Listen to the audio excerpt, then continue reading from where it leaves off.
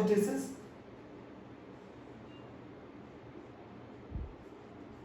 बच्चों मैं इसको थोड़ा सा समझा दूं फिर हम लोग आगे चलते हैं कि सर डी ब्रोगली हाइपोथेसिस के क्या मेन पॉइंट था। इन्होंने कहा था कि अगर एक पार्टिकल को बहुत तेज वेलोसिटी से मूव कराया जाए तो वो वेव जनरेट करेगा। अगर एक पार्टिकल को बहुत तेज वेलोसिटी से मूव कराया जाता है वो वेव जनरेट करेगा। वेव क्या करेगा? जनरेट करेगा। सुन रहे हैं? तो इसका मतलब उस पार्टिकल का डुअल नेचर हो गया, पार्टिकल नेचर भी और वेव नेचर भी। तो इनका कहना था कि अगर एक m मास के पार्टिकल को, एक पार्टिकल को जिसका मास m है और जिसको बहुत v वेलोसिटी से मूव कराया जाए तो वो एक वेव जनरेट करेगा और उस वेव की जो कैरेक्टरिस्टिक होती है वो उसकी वेवलेंथ होती है। नहीं समझे? अगर मैं एक पार्टिकल जिसका मास m है, अगर मैं एक पार्टिकल ले लूं उसका मास m है, उसकी वेलोसिटी v है और अगर मैं उसको बहुत तेजी से मूव कराऊं तो वो क्या जनरेट करेगा? एक वेव जनरेट करेगा।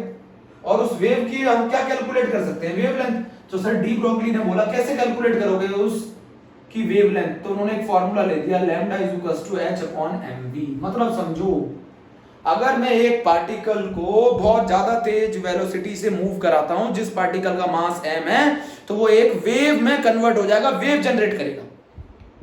आप बोलोगे इसका मतलब तो ये है कि मेरा मास m है और मैं बहुत तेज वेलोसिटी से घूमूं तो मेरी भी वेव बनेगी। बिल्कुल बनेगी भाई। बट हम इतने बड़े पार्टिकल हैं कि हमारा मोमेंटम इतना ज्यादा होता है कि हमारी वेव का कोई सिग्निफिकेंस है ही नहीं, हमारी वेवलेंथ का कोई सिग्निफिकेंस ही नहीं। तो अगर एक m मास का पार्टिकल v वेलोसिटी से बहुत ज्यादा तेजी से मूव करता है तो वो एक वेव जनरेट करता है, जिस वेव की हम वेवलेंथ कैलकुलेट कर सकते हैं और उसका फार्मूला दिया सर डी ब्रोगली ने, lambda is equal to h upon mv। अगर एक m मास का पार्टिकल, अगर हम एक पार्टिकल को बहुत तेज वेलोसिटी से मूव कराएं तो वो एक तरंग जनरेट करता है, तरंग में कन्वर्ट हो जाता है। तरंग मतलब जानते हो ना, वेव में। अगर हम एक पार्टिकल को बहुत तेज वेलोसिटी से मूव कराएं तो वो एक वेव में कन्वर्ट हो जाता है। सुन लिया? ये कहानी थी सर डी ब्रोगली की हाइपोथेसिस। तो उन्होंने उसकी वेवलेंथ कैलकुलेट करने का तरीका बताया। अगर वेव में कन्वर्ट हो रहा है तो फिर उसकी वेवलेंथ होगी, उसकी कैरेक्टरिस्टिक होगी। कैरेक्टरिस्टिक क्या होती है? वेवलेंथ। वेवलेंथ क्या होगी? Lambda is equal to h upon mv, where m is called the mass and v is called the velocity। अगर मैं एक m मास के पार्टिकल को v वेलोसिटी से मूव कराता हूं और बहुत तेजी से मूव कराता हूं तो वो एक वेव जनरेट करेगा, जिस वेव की वेवलेंथ निकालने का फार्मूला सर डी ब्रोगली ने दिया, lambda is equal to h upon mv। तो सर डी ब्रोगली का ये कहना था कि किसी पार्टिकल के दो तरीके के नेचर होते हैं। किसी भी माइक्रोस्कोपिक पार्टिकल के दो तरीके के नेचर होते हैं, एक वेव नेचर, एक particle nature.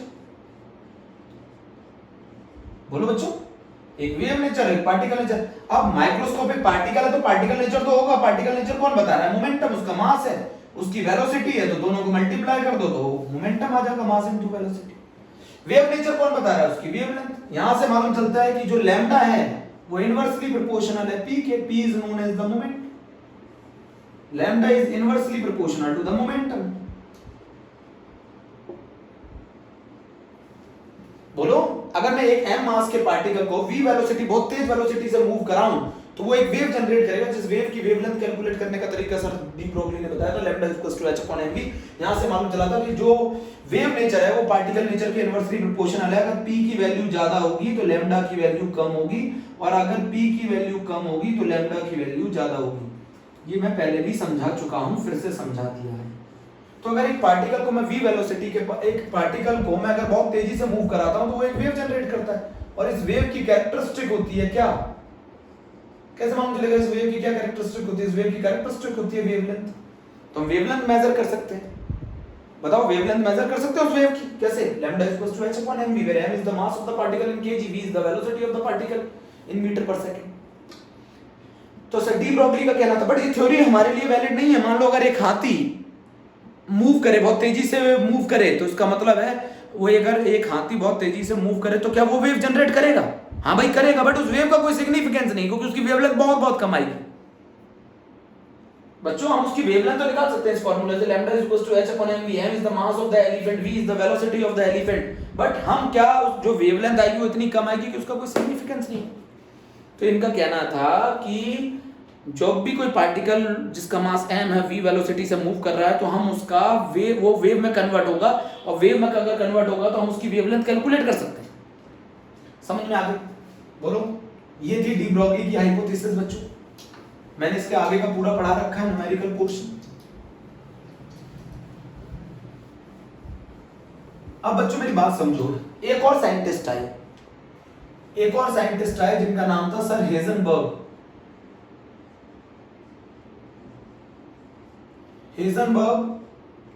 Uncertainty principle.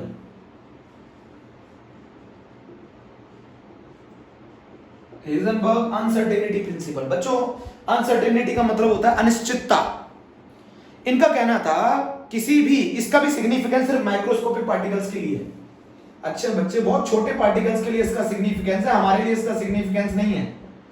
Microscopic particle के लिए वैलिड कंडीशन है, only valid for microscopic particle. इनका कहना था कि आप एक साथ position as well as velocity किसी भी माइक्रोस्कोपिक पार्टिकल की एक साथ पता नहीं कर सकते।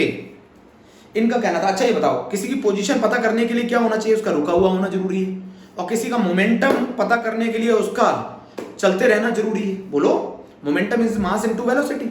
किसी की पोजीशन को अगर मुझे पता करना है तो उसका रुका होना जरूरी है, और किसी का मोमेंटम अगर मुझे पता करना है तो उसका चलते रहना जरूरी है।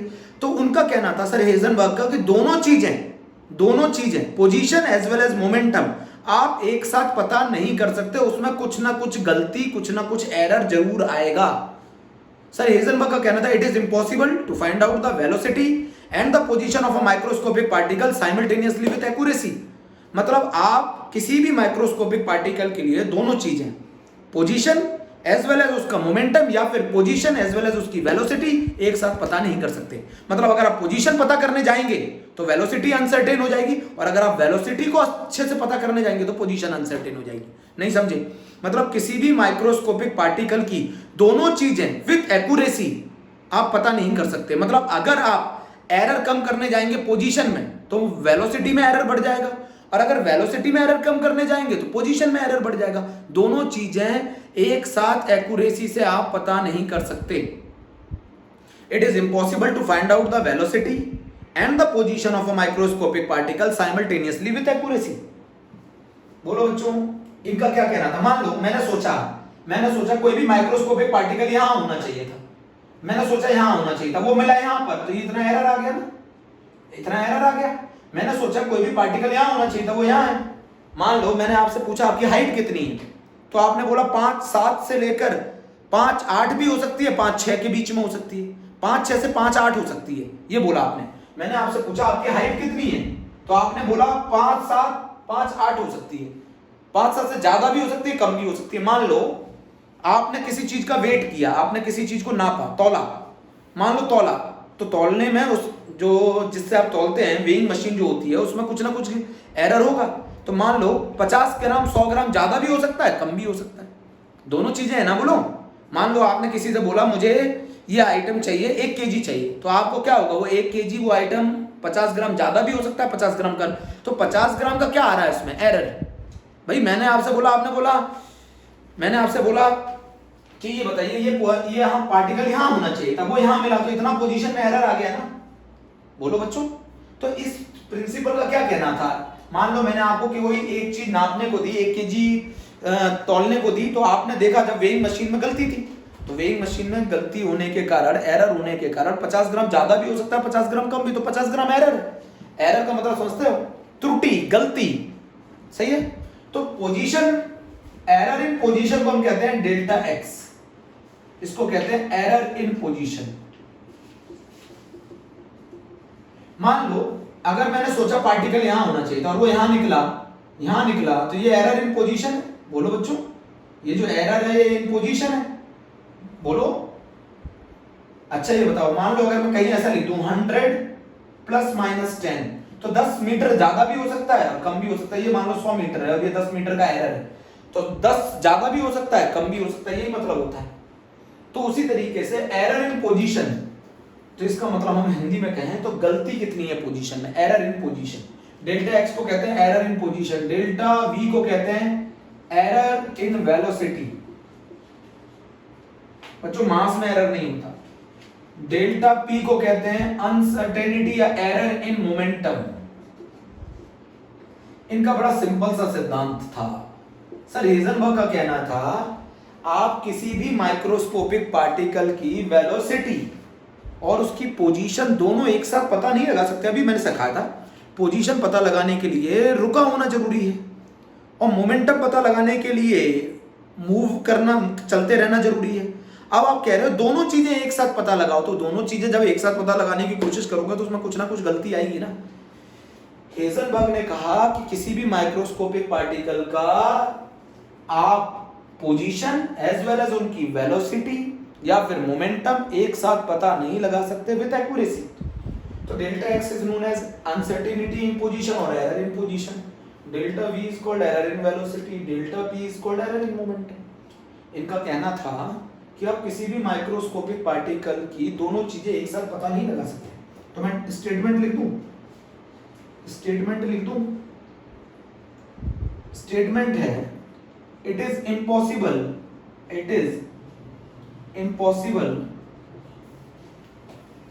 to find out the velocity, it is impossible to find out the velocity and position, it is impossible to find out the velocity and position of a microscopic particle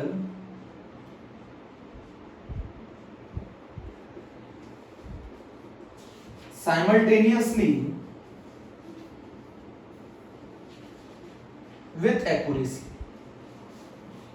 हम किसी भी माइक्रोस्कोपिक पार्टिकल का position as well as उसका momentum एक साथ पता नहीं लगा सकते विद एक्यूरेसी।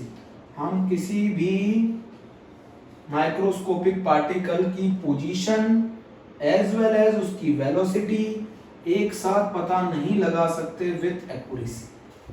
कुछ ना कुछ एरर आएगा, कुछ ना कुछ एरर आएगा। बोलो बच्चों जल्दी से मेरी बात समझो।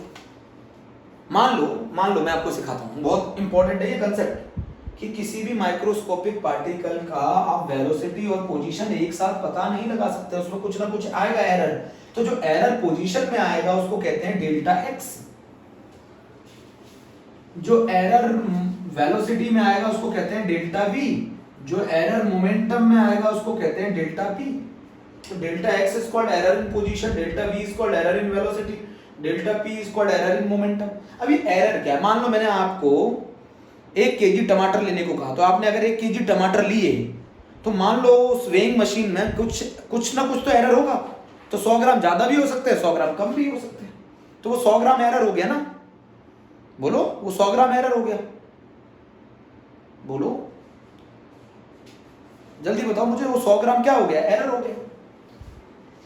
मान लो मैंने इस कमरे की लंबाई नापने को बोली, मान लो, तो आपने बोला इसकी लंबाई 11 सवा 11 है ना, ये हो सकती है। तो इसका मतलब है 11 और सवा 11 के बीच में हो सकती है, ज्यादा भी हो सकती है, कम भी हो सकती है। यही तो मतलब है एरर का। तो एरर का मतलब है गलती, त्रुटि। तो एरर मेजरमेंट इन पोजीशन में जो एरर है वो डेल्टा एक्स है, delta v error in velocity है, delta p error in momentum है। और स्टेटमेंट कहता है किसी भी माइक्रोस्कोपिक पार्टिकल के लिए हम उसकी position as well as velocity एक साथ पता नहीं लगा सकते विद एक्यूरेसी। कुछ भी नहीं।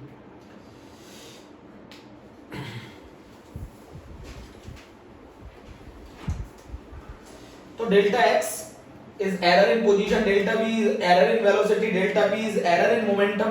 Statement: it is impossible to find out the velocity and the position of a microscopic particle simultaneously with accuracy. किसी भी माइक्रोस्कोपिक पार्टिकल का साइमल्टेनियसली विद एक्यूरेसी हम कभी भी क्या पता नहीं कर सकते? Momentum as well as position हम कभी भी एक साथ पता नहीं कर सकते।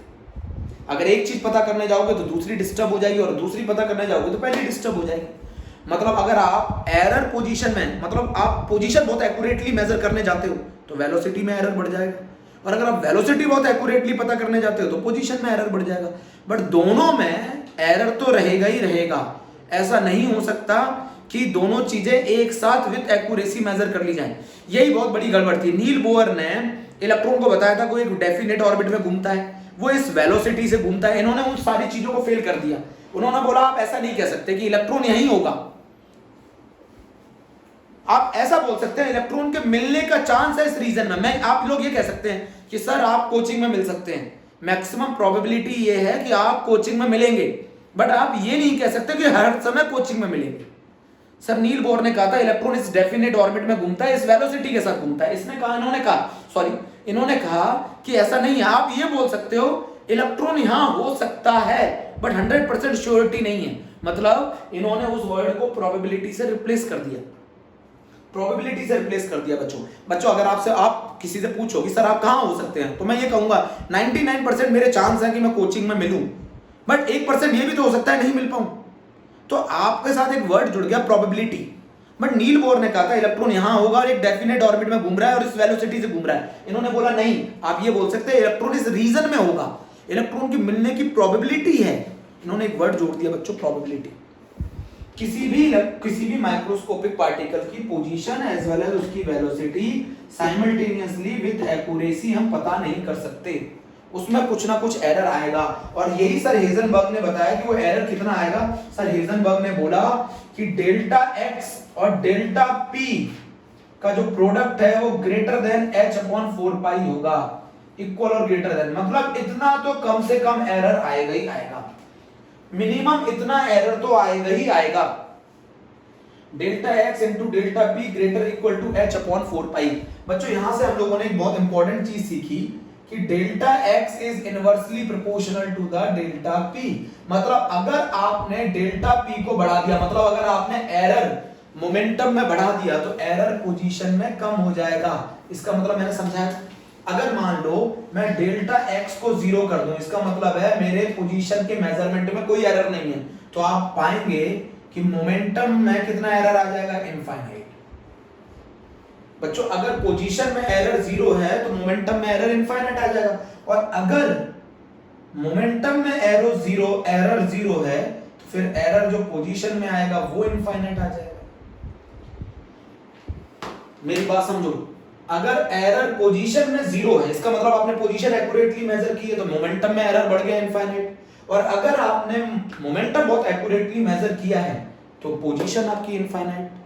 बोलो बच्चों, मतलब आप दोनों चीजें एक साथ एक्यूरेटली पता नहीं कर सकते। मतलब आप ये नहीं कह सकते इलेक्ट्रॉन यहीं होगा, आप ये कह सकते हैं इस रीजन से लेके इस रीजन में कहीं हो सकता है, बट आप ये डेफिनेट नहीं कह सकते कि इलेक्ट्रॉन यहीं होगा। Position as well as momentum में अनसर्टेनिटी, एरर कम से कम h/4 के बराबर तो होगा ही होगा, और या इससे ज्यादा हो सकता है, बट कम से कम इतना एरर तो आएगा ही आएगा। हेजनबर्ग अनसर्टेनिटी प्रिंसिपल क्या कहता है, किसी भी माइक्रोस्कोपिक पार्टिकल के लिए आप उसकी पोजीशन और उसकी वेलोसिटी को कभी भी एक साथ पता नहीं लगा सकते साइमल्टेनियसली विद एक्यूरेसी।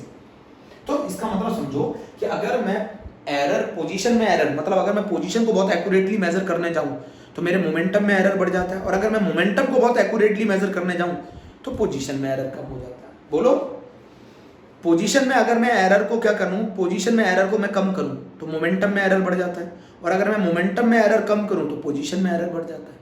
मतलब दोनों चीजें आप एक्यूरेटली पता नहीं कर सकते। अब तो समझ में आना चाहिए, delta x is called error in position या फिर uncertainty in position, delta v is called uncertainty in velocity, delta p is called uncertainty in momentum.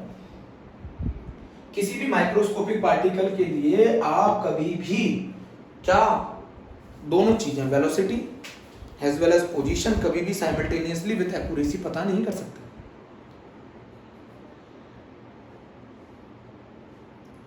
बच्चों सर नील बोहर ये कहते थे, नील बोहर का ये कहना था कि इलेक्ट्रॉन इस डेफिनेट ऑर्बिट में इस डेफिनेट वेलोसिटी से घूम रहा है, यही तो कहते थे। इन्होंने इस थ्योरी को गलत कर दिया। इन्होंने क्या दिया, आप एक रीजन बोल सकते हैं, आप एक वर्ड प्रोबेबिलिटी बोल सकते हैं, इलेक्ट्रॉन यहां हो सकता है, उसके मिलने का चांस यहां सबसे ज्यादा है, बट डेफिनेटली इलेक्ट्रॉन वहीं मिलेगा ये नहीं हो सकता। बच्चों मान लो, मैं आपको एक एग्जांपल बहुत अच्छा सा मैं सीख रहा था। मान लो दो कार चल रही है बच्चों, ठीक है, एक कार लिया, मान लो एक कार और एक स्कूटर चल रहा है। कार ने स्कूटर को हिट किया, तो इस पॉइंट पर हिट किया, मतलब आपको मालूम चल गई कि किस पोजीशन पर कार ने उस स्कूटर को हिट किया। तो पहले स्कूटर की वेलोसिटी मान लो कुछ होगी, एक सही वेलोसिटी से स्कूटर चल रहा था, बट क्या स्कूटर उसी वेलोसिटी से चलेगा? जैसे ही उस कार ने उसको हिट किया, अब उस स्कूटर की वेलोसिटी बढ़ गई। तो आपने वो पोजीशन तो पता लगा ली कि जहां पर हिट किया, बट क्या स्कूटर अब उसी वेलोसिटी से चल रहा है, वो बहुत ज्यादा वेलोसिटी से चल रहा है, तो अब उसका मोमेंटम पता नहीं लगा पाएंगे। मेरी बात समझो, मान लो एक कार जा रही है और एक स्कूटर जा रहा है। कार ने उस स्कूटर को हिट किया, तो आपने पता लगा लिया किस पॉइंट पर इसने हिट किया, मतलब आपने वो पोजीशन पता लगा ली। बट क्या स्कूटर की वेलोसिटी पहले के कंपैरिजन में क्या कर जाएगी, बढ़ जाएगी। तो आप जो सोच रहे थे कि आप ये मान रहे थे पहले इलेक्ट्रॉन इस वेलोसिटी से जा रहा है, बट क्या वो उस वेलोसिटी से जाएगा, मतलब उसका मोमेंटम डिस्टर्ब हो गया। अभी भी नहीं समझे। मान लो एक कार ने स्कूटर को हिट किया, तो पहले स्कूटर मान लो एक वेलोसिटी से जा रहा था, क्या अब वो उसी वेलोसिटी से जाएगा? आंसर है नहीं है, उसकी वेलोसिटी बहुत ज्यादा तेजी से बढ़ जाएगी और हमें नहीं मालूम है अब वो कहां होगा। हमने सोचा था अगर स्कूटर इस वेलोसिटी से जा रहा है तो यहां होना चाहिए था, बट जैसे ही उसने कार ने उसे हिट किया वो कहीं और होगा। कहने का मतलब ये है कि अगर आप पोजीशन पता लगाने जा रहे हैं तो फिर मोमेंटम पता नहीं लगा पाएंगे, और अगर मोमेंटम पता लगाने जा रहे हैं तो फिर पोजीशन पता नहीं लगा पाएंगे। तो इसका न्यूमेरिकल मैथमेटिकल एक्सप्रेशन क्या है मैं आपको बता रहा हूं, समझो मेरी बात को, फिर मैं क्वेश्चन कराऊंगा एक साथ। बहुत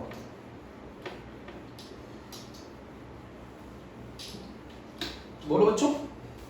मैथमेटिकल एक्सप्रेशन हेजनबर्ग का था delta x into delta p is greater equal to h upon 4 pi. Numerical जब भी करोगे ना इक्वल टू का साइन लगा लेना, न्यूमेरिकल जब भी करो इक्वल टू का साइन लगा लेना। तो इसको हम लिख सकते हैं delta x into delta p is equal to h upon 4 pi. Numerical में आप ये लिख सकते हैं, बच्चों डेल्टा p का क्या मतलब है, अगर डेल्टा p का मतलब मास में तो कोई अनसर्टेनिटी नहीं होती, किसमें होती है अनसर्टेनिटी, वेलोसिटी में, is equals to h upon 4 pi. ये फार्मूला हम लोग न्यूमेरिकल में यूज करते हैं, सुन लिया बच्चों। अरे मास में कोई अनसर्टेनिटी नहीं होती, वेलोसिटी में होती है। Delta x into delta p is greater equal to h upon 4 pi, मतलब कम से कम इतना एरर तो आएगा ही आएगा, मिनिमम इतना एरर तो आना ही आना है, मतलब इतनी गलती तो आनी है। न्यूमेरिकल सॉल्व करते समय आप इक्वल टू लगा सकते हैं, delta x into delta p greater equal to h upon 4 pi. ये हम लोगों ने कहानी लिख दी, delta x into m delta v is equal to h upon 4 pi. Note कर लिया। चलो एक चीज और समझो मेरी बात। मान लो आपको मैं वो कांसेप्ट समझाता हूं, ये मैंने एक अल्ट्रा माइक्रोस्कोप लगा दिया, सुन रहे, और मुझे यहां पर पता करना था इलेक्ट्रॉन। बच्चों इलेक्ट्रॉन को पता करने के लिए आपको उसके ऊपर क्या डालनी पड़ेगी, लाइट डालनी पड़ेगी। लाइट क्या कंसिस्ट करती है, फोटोन। अब इलेक्ट्रॉन बहुत छोटा है, सुनना कंसेप्ट ये एनसीईआरटी बताती है, इलेक्ट्रॉन बहुत छोटा है। तो बच्चों इलेक्ट्रॉन बहुत छोटा है, तो छोटे के लिए आप ज्यादा वेवलेंथ की लाइट नहीं डाल सकते।